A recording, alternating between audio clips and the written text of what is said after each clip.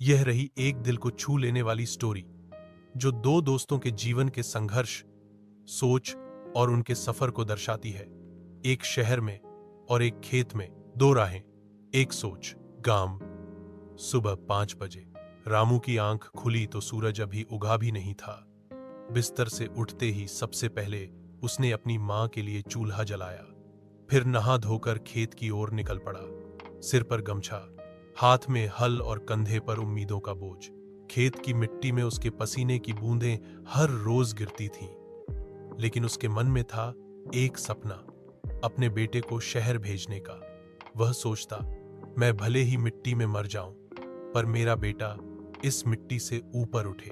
शहर। सुबह 7 बजे राजू, रामू का बचपन का दोस्त, अब शहर में टैक्सी चलाता था। किराए के कमरे में रहता था, पर बड़ा सपना देखता था, खुद की टैक्सी खरीदने का। हर दिन भीड़, ट्रैफिक, धूल और लोगों की शिकायतें झेलता, फिर भी चेहरे पर मुस्कान रखता। सोचता, एक दिन अपना घर होगा, अपनी गाड़ी होगी और मां बाबू को गांव से यहीं ले आऊंगा। दोस्ती, वो कॉल जो सब बदल दे। एक शाम खेत से लौटते वक्त रामू ने राजू को फोन किया। का हो राजू, शहर कैसा लगता है अब? ठीक है बारे, पर मन गांव में ही अटका बा, और तोहार खेत की याद बहुत आवत है। रामू मुस्कराया। तू शहर में सपना देख रहल बा, हम खेत में, पर सोच एक के बा, कुछ बन के दिखावेंगे। समय बीतता गया।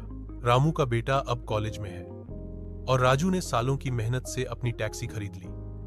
दोनों की राहें अलग थीं, एक मिट्टी से जुड़ा, एक मशीन से, पर दोनों के दिल में एक आग थी, कुछ कर गुजरने की सीख।